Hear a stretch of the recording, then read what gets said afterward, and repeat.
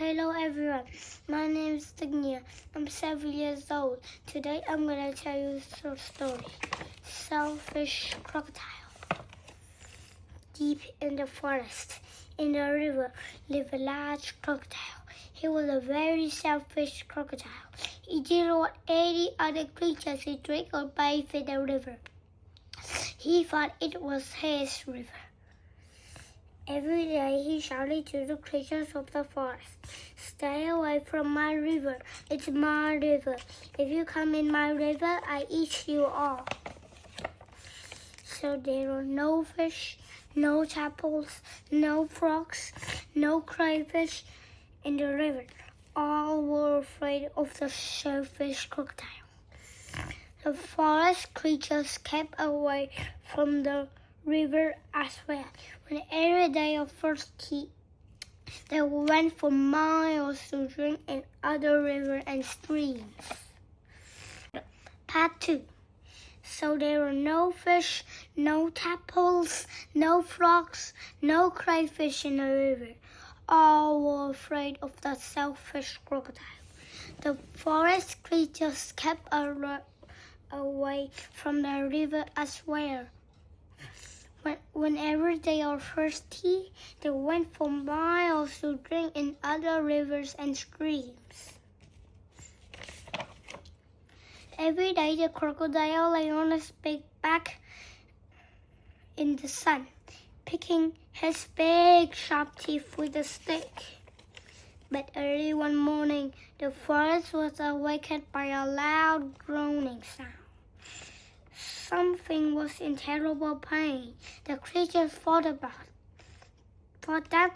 it was an animal caught by the crocodile. But as the sun came up brightly, they saw that it was the crocodile who was in pain.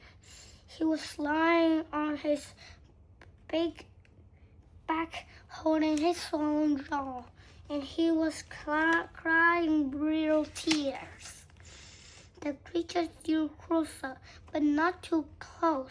Some of the creatures felt sorry for the crocodile.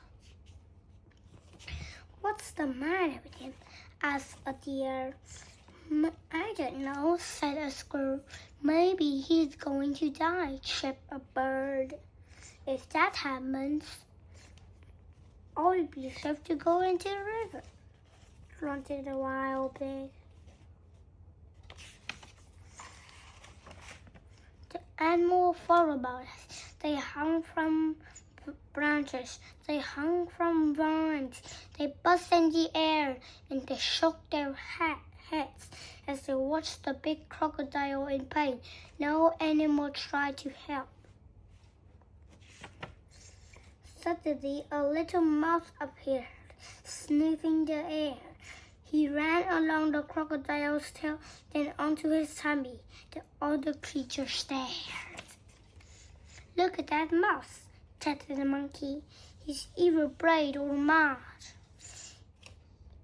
"He's going to eat you for sure," said an iguana.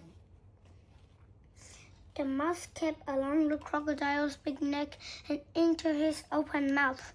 There was a hush in the forest.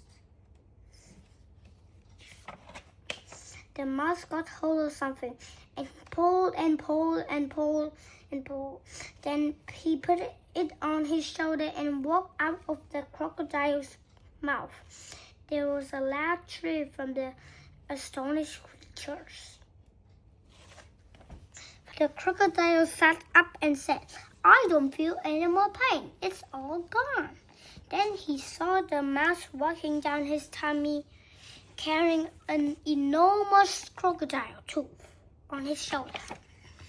"The bad tooth was getting you a toothache," answered the mouse, turning around to face the now spying crocodile. "Do you want it back?" "Oh, no. Get rid of it. And that you come back, I have a present for you."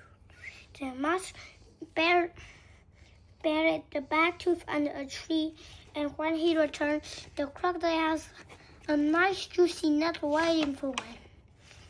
As the crocodile watching the mouse eating the nuts, he said to him, "You are very clever, getting rid of my tooth and clawing too.